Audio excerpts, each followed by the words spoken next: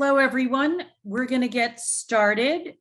My name is Anna Bryce. I am the VP of Programming, and welcome. We are thrilled to have you here with us today. And we are even more thrilled to have Chris Pace from Banner Health with us to talk about becoming the SEO expert of your career. Own the digital you. So we will get started in just a second. But I do want to real quick take care of some housekeeping items. Number one, we'd love to thank our sponsors. Many of these sponsors have been with us for quite a while now, and none of this can happen without them. I know on the line, Evelyn Vega from Staffing Strong is here, so we'd like to thank her for being here with us. And then, of course, Taylor Wellman from Financial Potion. She is always the host of our webinars. If you have any video needs, please reach out to Taylor, or you can reach out to me and I can connect the two of you. But thank you to our sponsors. And then I would also like to thank our board members, because a lot of work goes into getting the programming, getting everything done that we need to get done. And we have a group of people that are outstanding and they work hard, and we just cannot say it enough, and we just cannot thank them enough. So thank you to our wonderful board. And I would just like to get into introducing Chris Pace. He is the Chief Digital Marketing Officer at Banner Health. He has a pretty big job. Banner Health is the largest hospital system and employer in our state here of Arizona. He drives the content strategy, the service line marketing strategy, and the website development strategy in his company. And with all of that work that he does, he has all this leftover time to become the president of the AMA Phoenix, which we are really thankful to have him.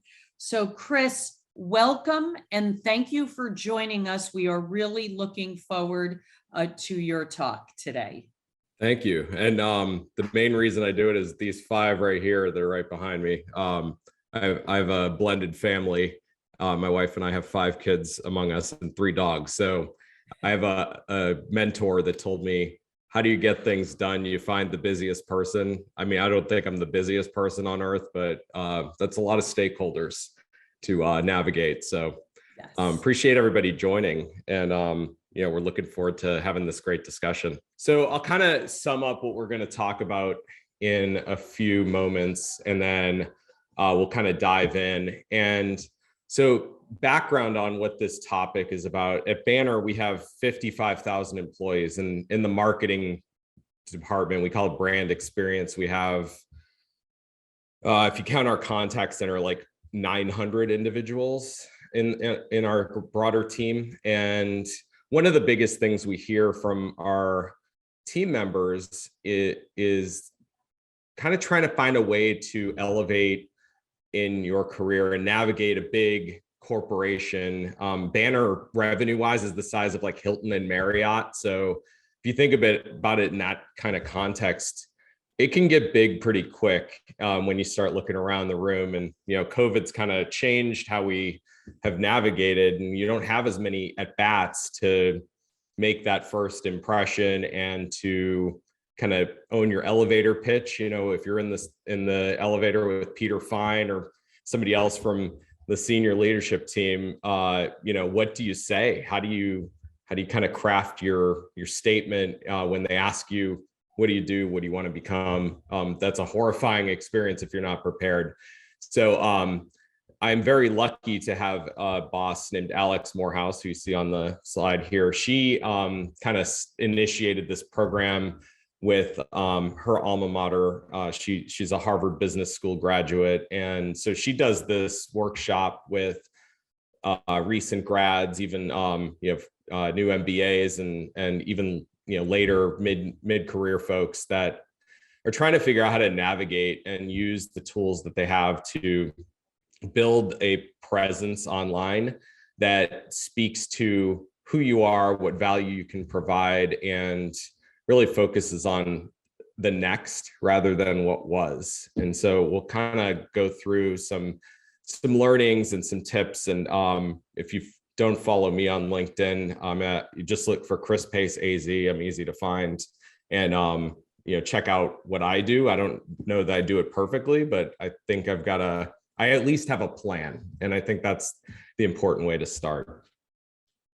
So when you're looking at your digital presence, and I think I saw some questions in the chat about how do we, get tactical about, our business and our products. And I think a lot of these principles are pretty consistent, because with LinkedIn or your own digital presence, you're really trying to nail down some key components of what you do in marketing. You're trying to identify your value proposition when you're selling a company to a customer. In this case, you're trying to find your unique selling proposition. So what do you stand for? What are the benefits that you can bring to an organization? What makes you different? Because I think that, when you start looking at the landscape of LinkedIn's changed a lot over the years, and, some for good, some for bad, but overall it's still the place to be found and seen and build your professional brand presence. So how do you sort of swim out of that sea of sameness and get noticed? And then once you've developed your key brand differentiators, the next thing you need to do is figure out a succinct way to articulate them. Your LinkedIn profile is basically your homepage, your shopping cart, everything that you would want to do in an e-commerce setting. So how do you present or package your information in a way that is easy to digest and also, quick to, understand, because impressions are made very quickly. And we'll get into a slide about that in a moment. Your social posting. So think of the sphere outside of LinkedIn, Twitter, Facebook, Instagram. I guess the good and the bad of social media is it's forever. And even if you delete things, they're still in the ecosphere or whatever. So you're going to have to make sure that anything you say online represents who you are and what that key message is that you want to portray. So this is really hard for folks that are just coming out of college or even early in career, because the past will haunt. And so how do you start to untangle some of those things that you may deem cringeworthy from your past and represent yourself in a way that is consistent with your professional image? So for everybody on this call, your role is to participate and ask questions. And as Taylor mentioned, please use the chat feature and we'll try to address those at the end.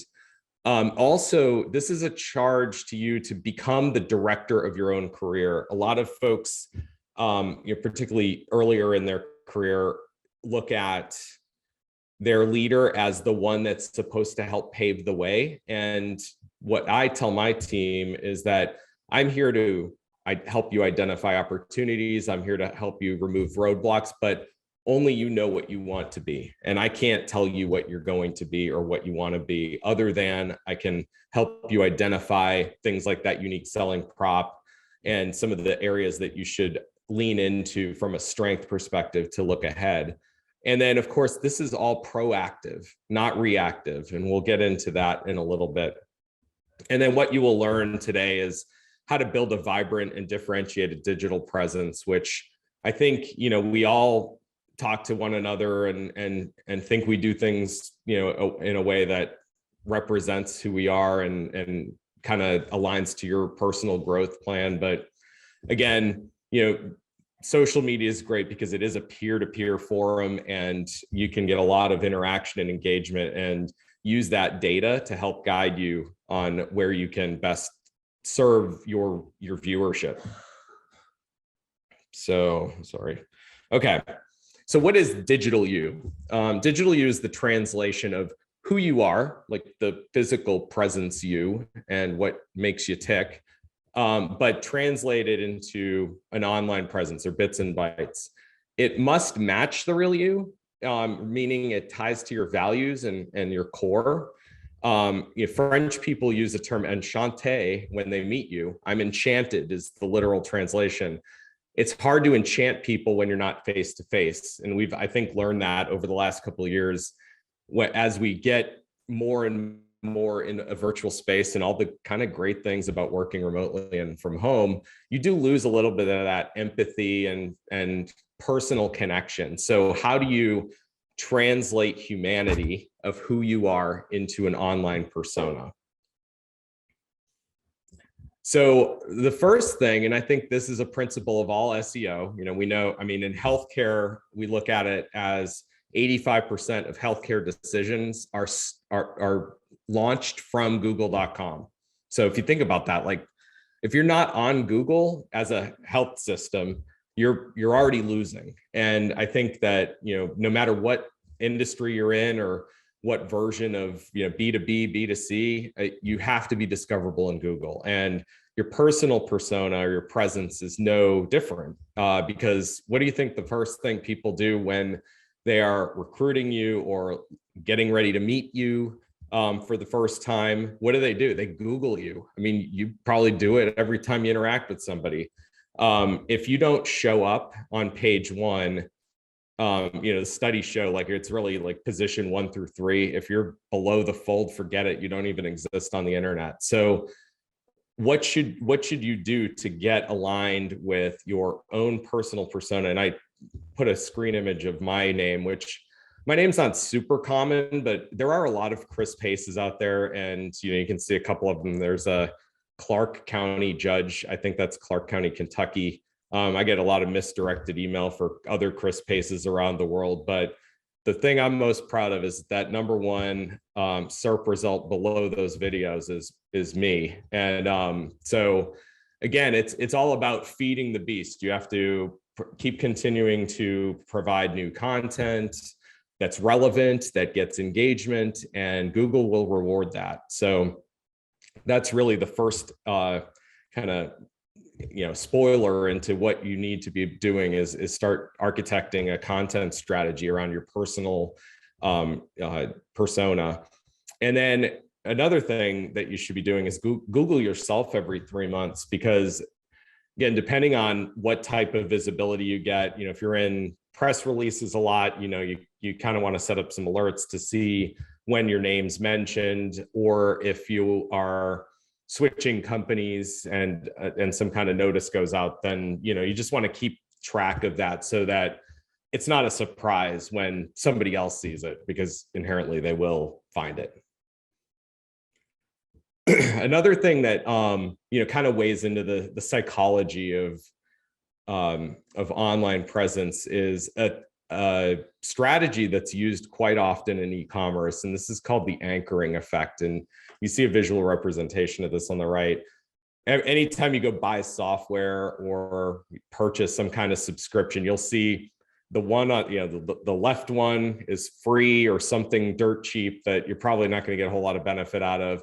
The far right is going to be too expensive or kind of meaningless and doesn't fit what your need is. And magically, the one that's highlighted in the middle that's taller, has some kind of extra call to action, is always the one that you end up picking.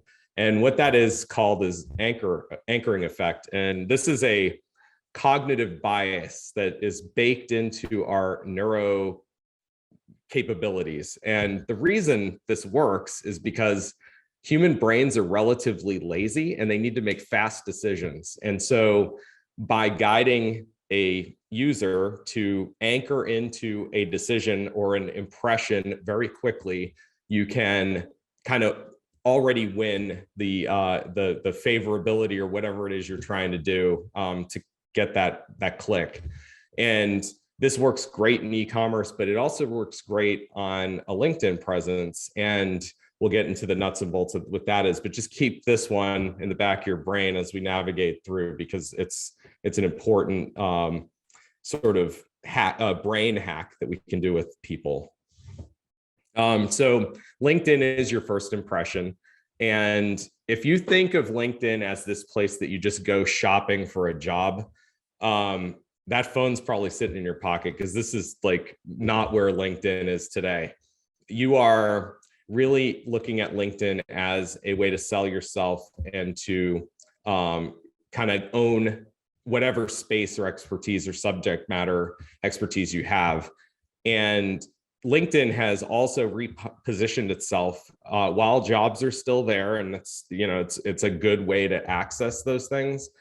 The best opportunity is really leveraging LinkedIn as a publishing platform, because it gets so much SEO juice from Google. And you saw in my Google search of my own name, I came up first because, again, I'm feeding the content and Google loves to see that. So if you look at like kind of the architecture of a LinkedIn homepage and think of that anchoring effect, what you're trying to do is grab somebody's attention. So this is how you introduce yourself.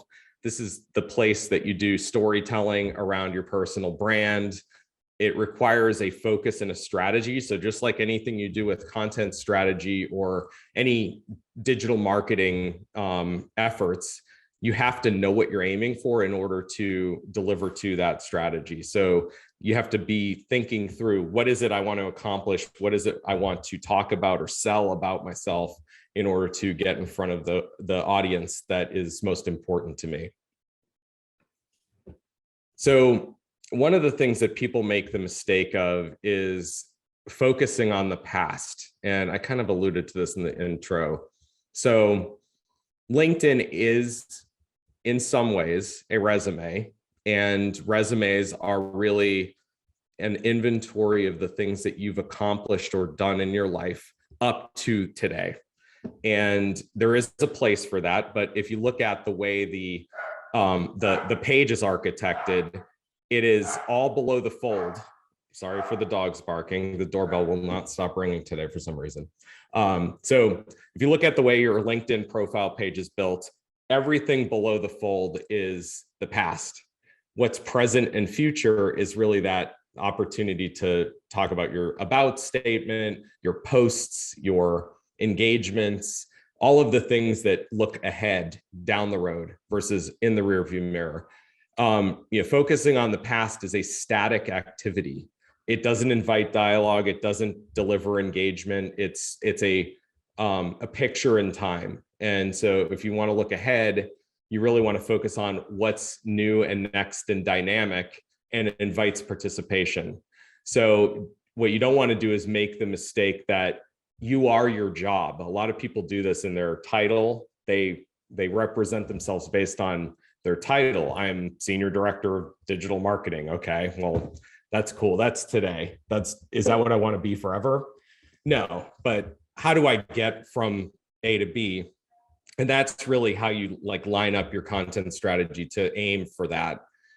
And when you, sorry, I have to move my little image box here.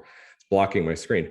When you say something personal and invite people to connect with you authentically, rather than just using your title, you are personalizing the experience. And so if you think about some of the most annoying private messages you get on LinkedIn, they are either, it's probably some kind of canned response. And I've had people like reference me by the wrong name, the wrong company or title, and you could tell it's just boilerplate, like AI driven outreach.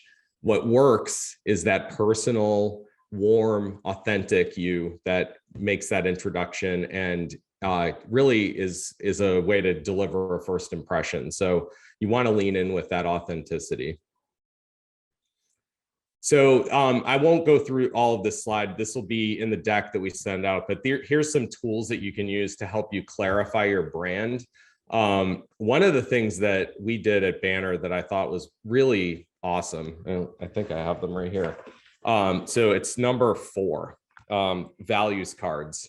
I don't know if that's visible, but you can buy these on Amazon. They're $29. So if your team is trying to come up with ways to identify what their personal values are, what makes them tick. We did this at a workshop, in the pre-COVID time when we could all be together.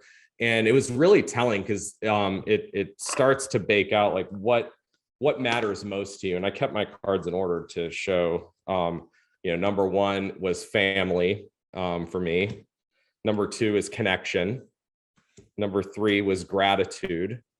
Number four is fun because we only have so much time running around the sun in this universe, so might as well make the most of it. And then of course learning. I think there's always this appetite to learn more, and I'm a sucker for that. And if you were to ever see my YouTube viewing history, it is kind of boring to some, but I learn a lot from the content that I consume. So it's really good to identify like what are those things that make you tick, because it does help you define what your brand and your unique selling proposition is. So looking at what a brand is and what they represent, they stand for one thing, not like a bunch of things. The bunch of things is really kind of tied to the products, but brand impression and brand favorability is something that delivers some kind of an emotion or some kind of physiological response. And you look at the list we have here on the slide, Volvo. I think everybody looks at Volvo as those are safe cars. Do we know why they're safe? I don't know. I mean, they probably test them a lot and they're built well, but we've been kind of programmed to think Volvo is safety. Coca-Cola, refreshment. You open the Coke bottle, you hear a sound. It's almost like, that response. I mean, you just know. And Disney, although recently I heard this is maybe changing because of the Fast Pass VIP lane debacle, but Disney is known for creating magic and memories. And so, when you think of Disney, you think Magic Kingdom, you think just being a child and being in awe.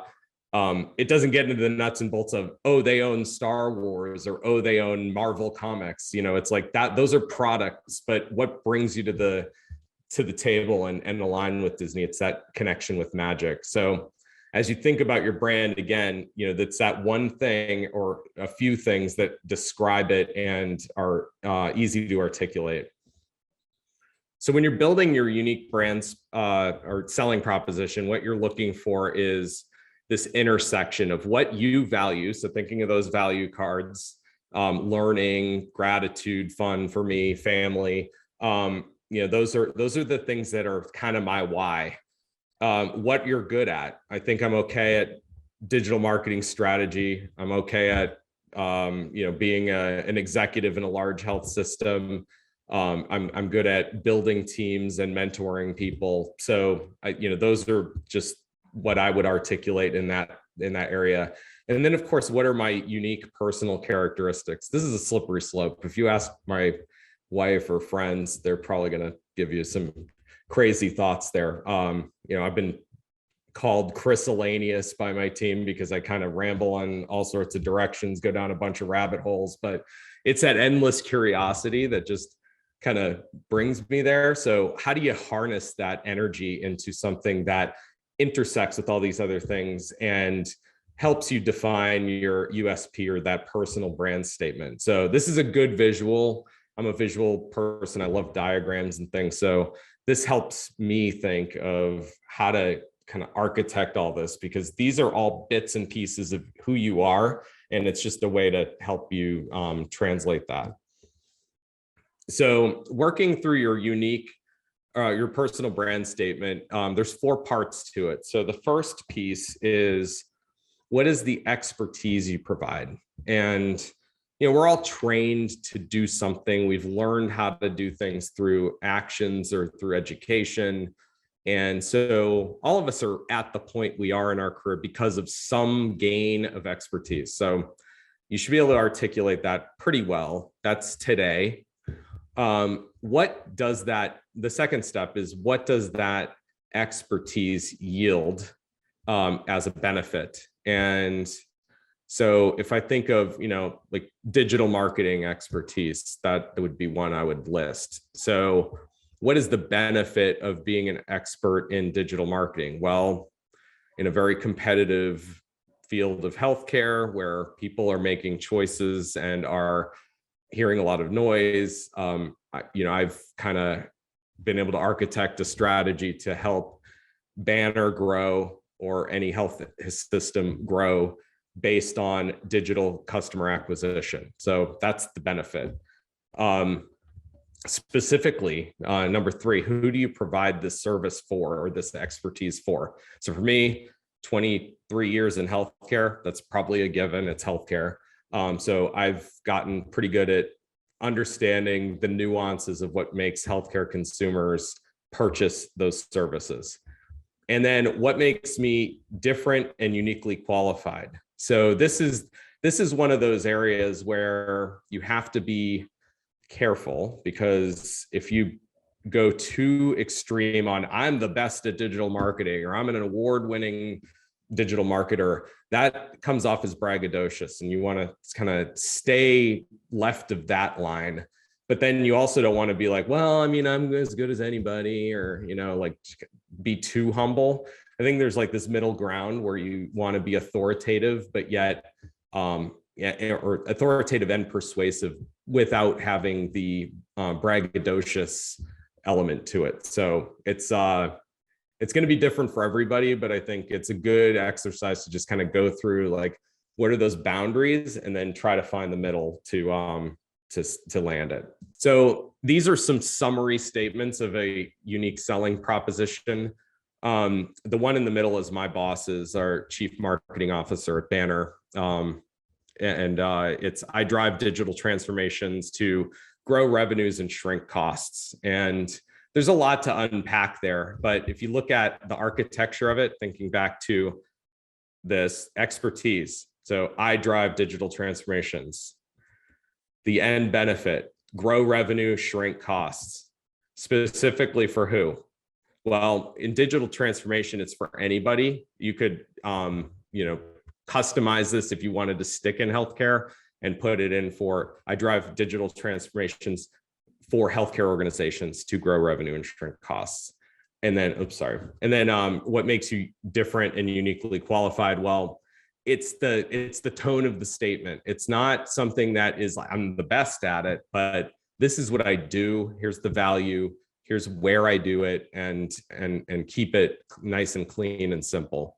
There's some other examples around here that you can look at, but have some thoughts about what you might write about yourself, and we'll get to where you put this in your profile and how to harness that energy and translate it into a strategy. So I call this kind of the anatomy of a LinkedIn page, and in every digital marketing user or digital user experience has some kind of an architecture that is very deliberate.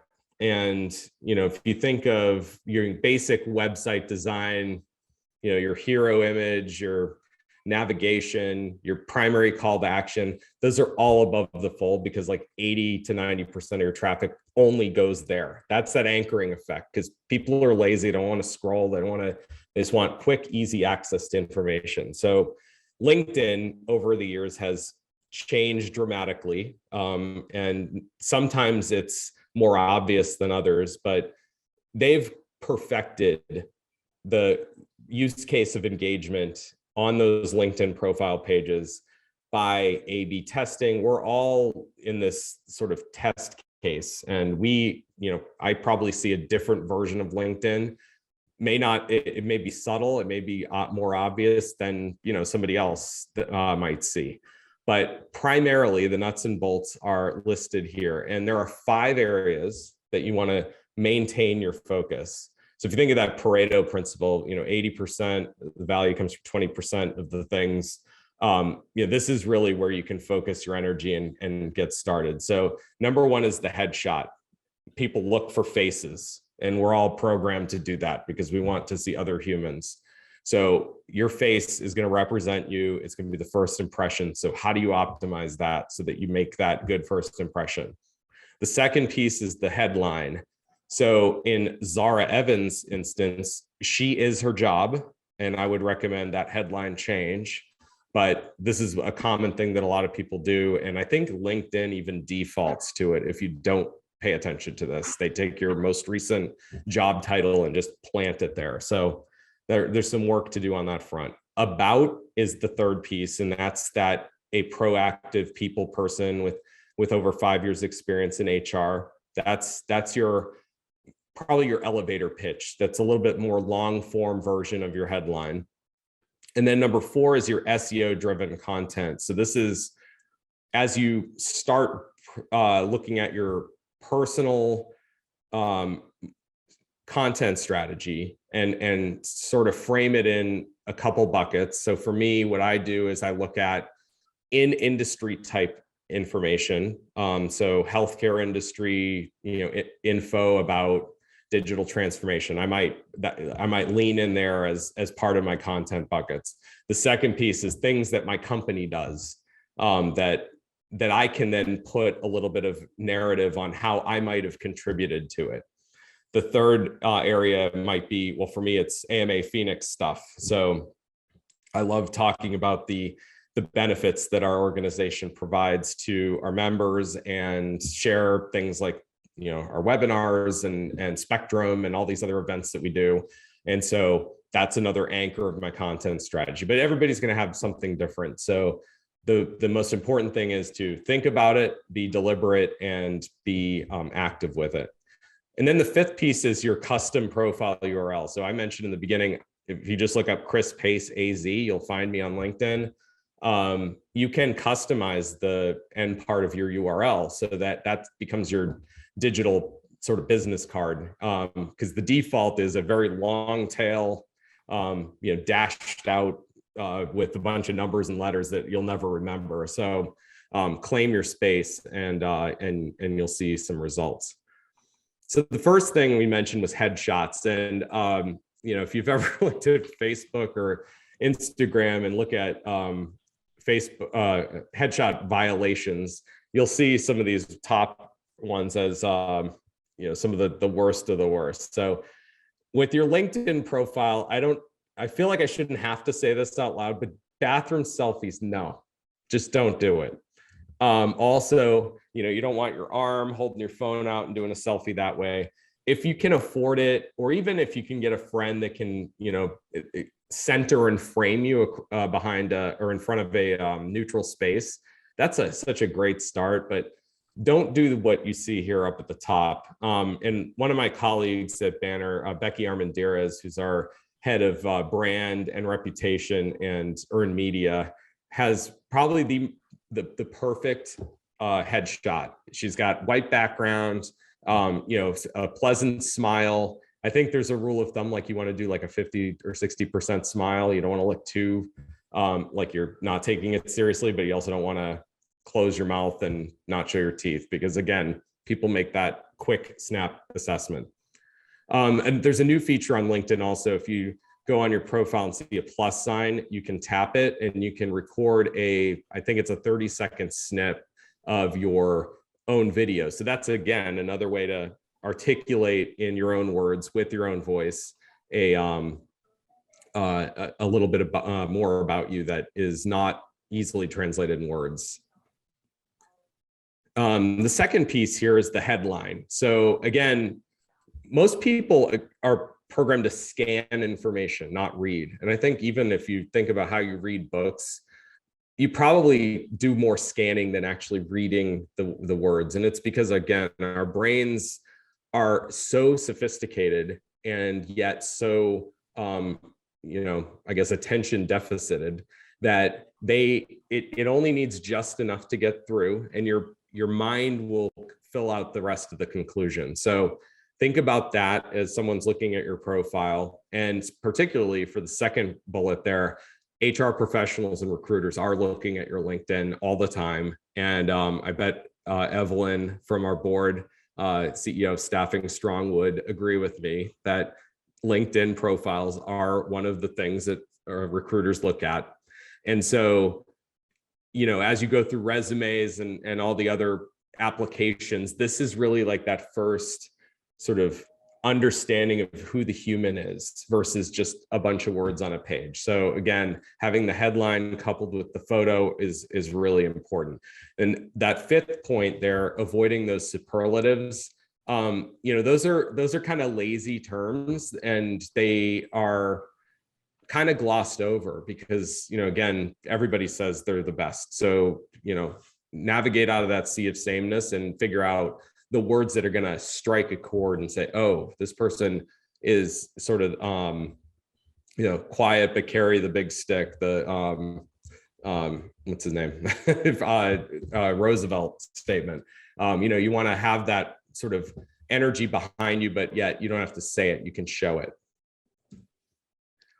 And then, I mentioned the about area is an expansion of your headline. So this is, the CEO moment of horror that happens in the elevator, at least back before virtual work. How would you describe yourself in 2 sentences or less? What are 3 lines about you that would draw somebody in? So if you think of, how a newspaper article is architected or a blog, this is really like that spoiler piece. It's the thesis statement, if you will.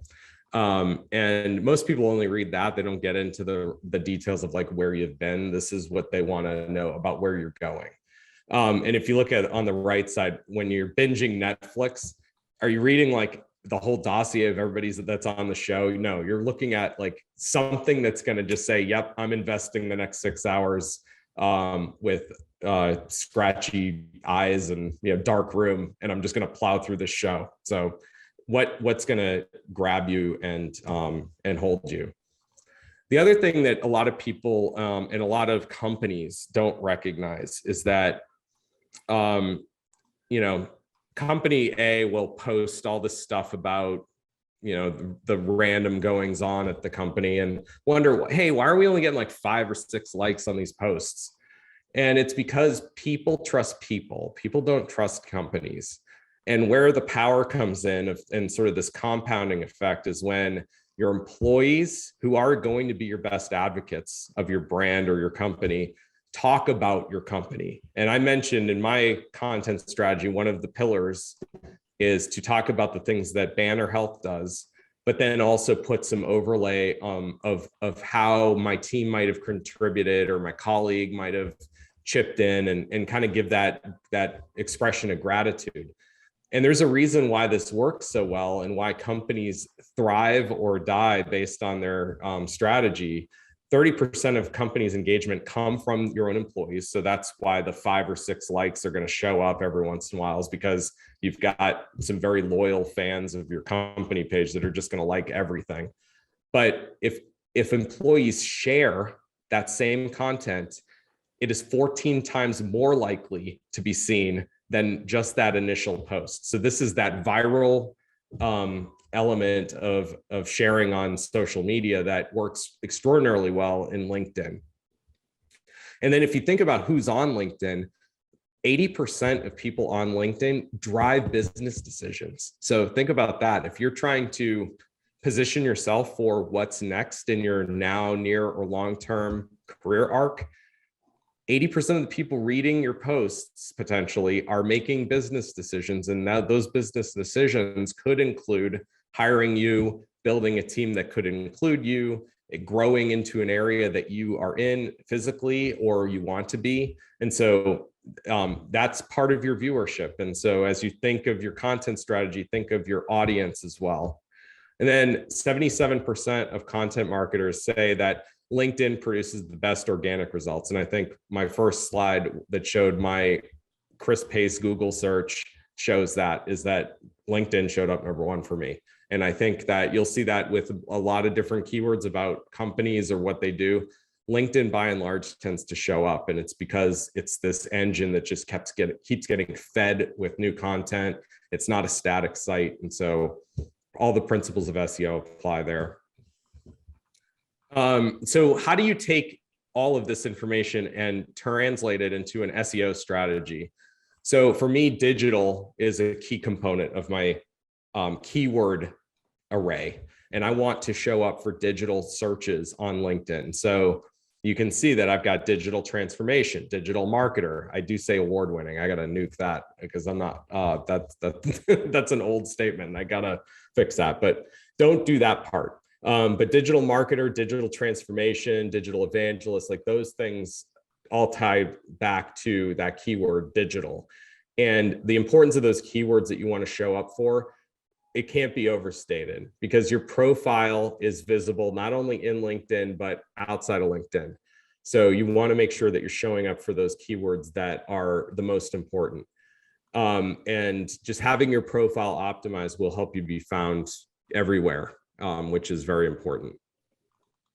This is that profile URL piece. I won't go into all the details, but again, claim your space, make sure that you are customizing your profile URL. And there's some instructions on how to do that. So as we share the deck out, you'll be able to see how that's done and look at what your current URL might be because it's not easy to remember if you go with the default. So to sum up again, like this social U component, because we talked about the digital U, the social U is this extended version. So you've got professional Chris, I'll use myself as an example. And I want to show up for these things that all articulate back to where my career goes. My social presence is a bit outside of that. So if we look at my Twitter or Facebook or Instagram profiles, they're going to be tied to my values still, things like family, things like gratitude, but they're not always going to be about work stuff. You know, there might be things about what I do in my spare time or things that I'm passionate about, social causes, et cetera.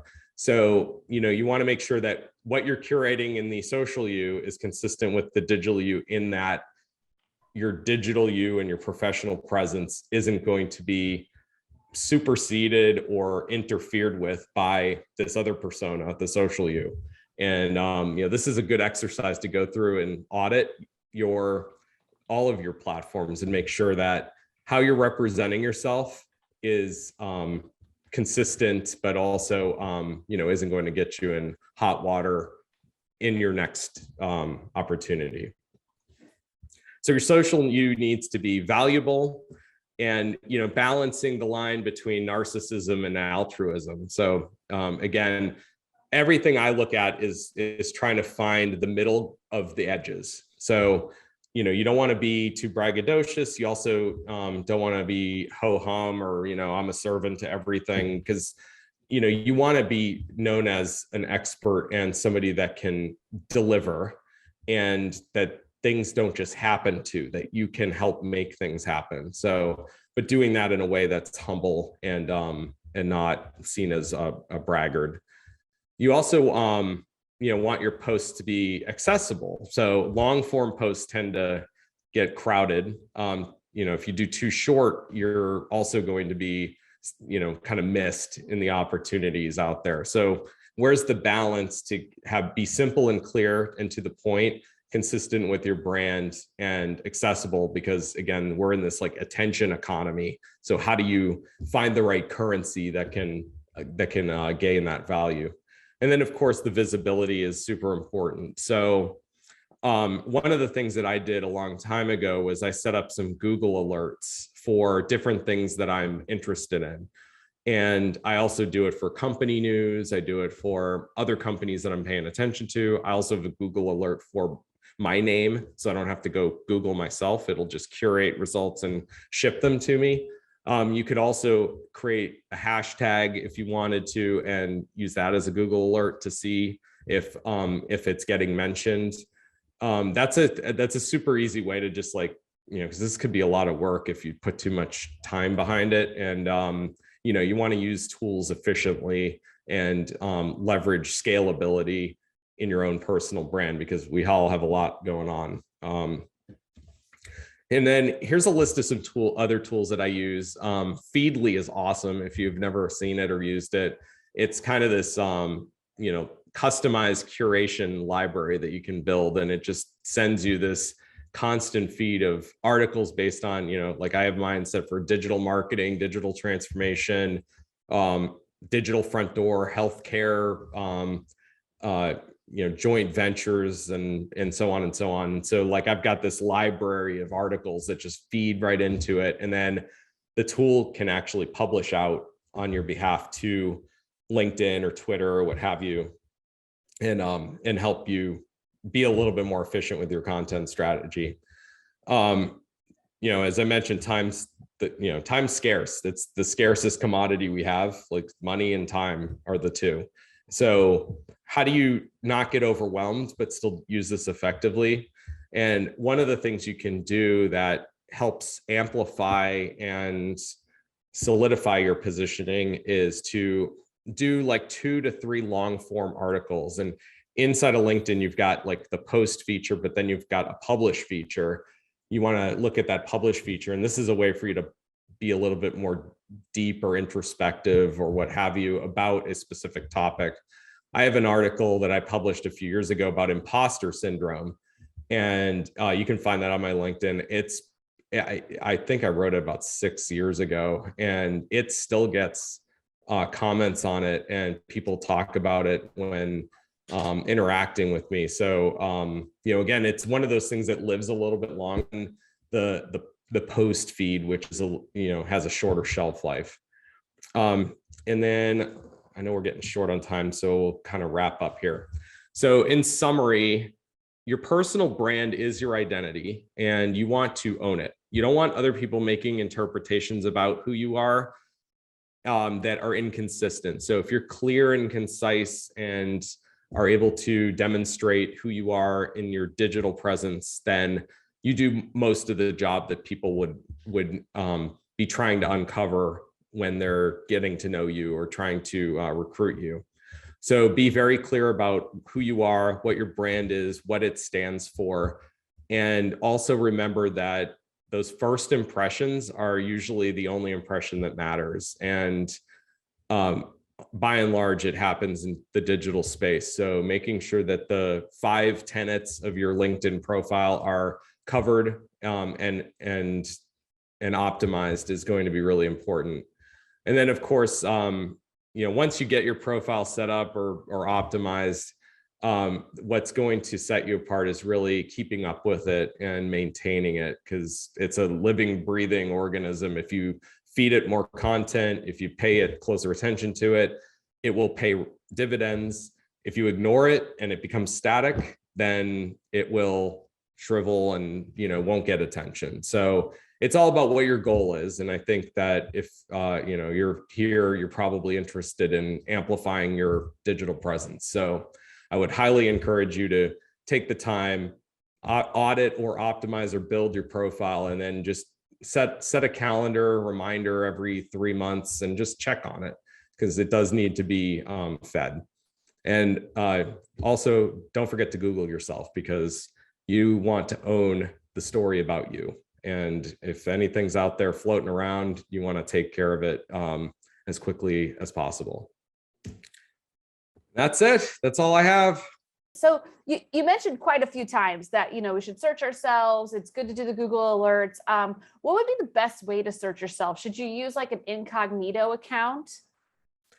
That's a great question. And actually, I had never considered that. That's a smart way to look at it, because if you're logged into Google in your Chrome environment, your results are going to be highly personalized. And if you search yourself often and click on yourself often, that's what Google's going to keep showing you. So very, very smart. Who asked that question? That's a great one.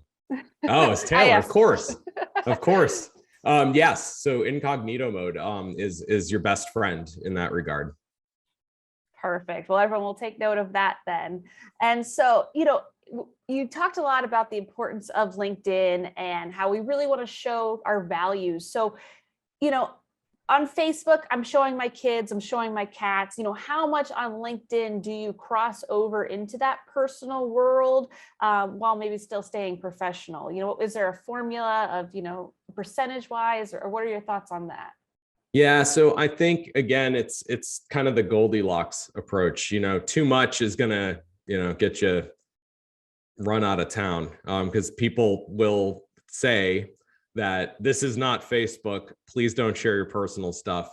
So I think there's a balance. And one of the things that I try to sprinkle in every so often is, again, kind of thinking of your values cards. For me, number one of my 5 was family. So I do bring curated content around family in, I mean, this might be once a year. And it's really to humanize who you are and kind of tie back to your why. And, one of the things that I am a big proponent of is mental health and, particularly like cognitive behavioral therapy and those types of things, because they've helped me quite a bit in helping me grow up as a human. Because, you kind of come out of, I came out of grad school thinking I knew everything and then found out I knew nothing. And then I have kids and I thought, okay, now I've got this set. I knew what my parents did. I got the best and the worst of it. And, I'll kind of find the middle line. And then nothing you do with raising kids is what you thought it was. And the manual's completely wrong from day one. So, it's kind of like recognizing those things that,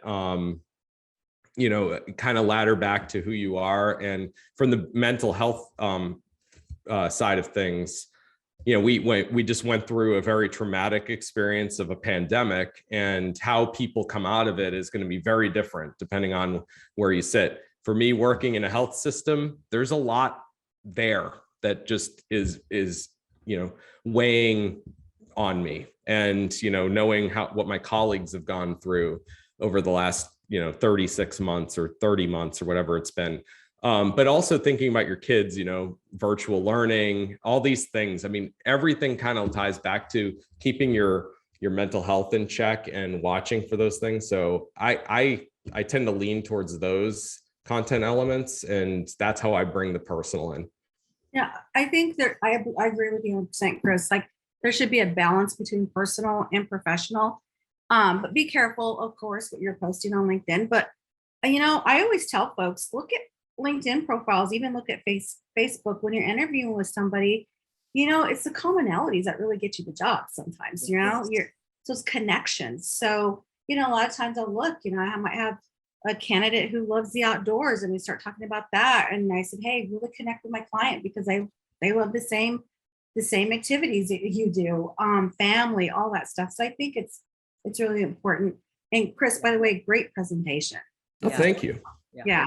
And Evelyn, to your point and to Chris's point, Chris, your profile says you're, from the greater Phoenix area, but maybe a commonality would be, you're really from Boston. Yes. And that could be a talking point with somebody. Yes. Or a reason not to hire me if you're a Yankees fan. or we don't want Boston people. Yes. Yeah. But also about what you said too, about not being braggadocious. I kind of agree with that. But on the other hand too, when as a recruiter, what I really look for in people's profiles too are your major accomplishments, right? Yes. And your jobs. And so I always recommend, and Amanda, if she's still online with us, Amanda she's a great resume consultant and builder. She's awesome. So connect with her. But I always say put those major accomplishments, at least 1 or 2 bullet points underneath each job, because when we recruit, we really recruit on people's past accomplishments, and then we look at the job and what will make them successful. So if it's proven that they did it in their past job, then they're most likely going to be able to do it. Yeah, it's a great predictor of future outcomes for sure. And I think to that, what I would add is, if you're in the individual contributor stage of your career, those individual accomplishments are so important. I think as you're transitioning to a leadership type role or a leader of leaders, as an example, highlighting how you've been able to build a team that has been successful and take away from the spotlight of it's you, but it's the team is sort of that balance of avoiding narcissism and being more inclusive with your statements. So I think it's important to look at it from the place and time you are too. brag away in the early stage, because you're fighting the big fight, and getting that attention is going to be important in how to show that value. And in terms of bragging, what are your thoughts on some of the phrases that people use, like rock star or guru and so forth? They're lying. If they say they're a guru, they're lying. There's no such thing as I've seen that. Like I'm the social media guru, social media expert. There's no such thing, because it's a fluid, ever-changing field. So you might be an expert today, but tomorrow it's already changed and you have to level up again. So again, but it all depends on what your angle is. If you're selling like sessions on Masterclass or YouTube Premium or whatever, yeah, you want to say you're a guru, because that's what's going to get people to click in. But most people, I think, come from good intent and want to be seen as builders and collaborators. And so I think again, it's just the balance and knowing what the audience is that you're aiming for. And also, everyone, I'm a VP of career development. I'm working with Nat Handler to schedule a career development session, and one of them is going to be resume building, and that part of it's your LinkedIn. And like Chris says, I always tell people, this is a living document. You got to keep this updated. So it's really important. So hopefully that information will come out soon when we'll have that, but look forward to that information, because it will tie into this session as well too. Excellent. And you mentioned a lot about having that unique URL. Is there a good rule of thumb of should you use your full name? Should you have your name and part of your business, or your name and your strength? Is there also a formula there of what makes the best URL? Yeah, so I'll probably sound like boring repeating myself, but it depends on your goals. So for me, the shorthand is the easiest way to translate to tell people to find me. If you are using it for SEO purposes, longer tail URL is going to be important, but you want to seed it with terms that are consistent with your keyword strategy. So, if you're a DEI influencer, ESG influencer, you want those terms in your URL, because that will also be discoverable. Excellent. Well, those are all such great tips. Thank you so very much. We are already a minute past time, because my goodness, there was so much great information. So thank you again, Chris, for your time today. Of course. And come find me on LinkedIn. Send me questions. I'm an open door. So happy to help anybody. Thank you so much, Chris. It was really great information, and we will get the presentation, and then following that, the video recording. But it really is a great reminder that we need to stay up and updated on LinkedIn for various reasons, right? To be found, to find others who may be able to help you. It's all important, because we do live in a very digital world today. So be your best digital self as well. So Chris, again, thank you so much for being with us. We really appreciate it. And so real quick, I just want to end this, but I want to thank our sponsors once again. They are great friends and supporters of the AMA. And you all got to meet Evelyn Vega from Staffing Strong, and then of course, Taylor Wellman from Financial Potion.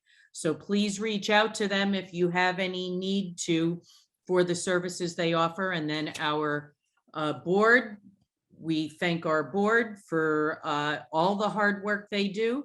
And the last thing I want to do, and I don't have a slide for it, but I want to have you mark your calendars. July 14th, which is a Thursday, 3 p.m. to 4 p.m. And again, it will be a Zoom webinar. Sean Rogers from Lavage, which is a creative agency here in Phoenix. He will be talking about best practices in client agency relationships, how to collaborate and communicate to achieve the best results. This topic really is applicable to any business that works with any vendor. So please, we hope you will join us. Keep an eye out on our website and of course our emails. to go ahead and actually our last email did have a link to the Eventbrite, so you can register for it. And then we are going live for our first luncheon, July 27th. And that's really good timing since Taylor's baby is due July 26th. So it won't be a webinar, but it will be a live lunch, 12 o'clock to, I'm sorry, I have 12 o'clock to 1 o'clock, but really it's 11:30 to 1 o'clock because we'll have some networking, and then 12 o'clock to 1 o'clock will be the presentation. And Matthew Clyde will be speaking. He's the partner at botco.ai and also the founder of Ideas Collide. And the topic is how intelligent chat benefits brands and transforms customer experience. Now, Rebecca Clyde, 3.5 years ago, spoke on chatbots, and that's when it was brand new. So we have a lot more to talk about as we've gotten much more digital in that 3.5 years that since Rebecca Clyde spoke and presented. So we hope to see you there. Keep an eye out on our website, amaphoenix.org. That will be posted soon. And then lastly, I just want to thank everybody for being here. We really appreciate it. And hopefully we will see you in July at our July events. Have a great rest of your afternoon, everyone. Thank you. Thank you, everybody.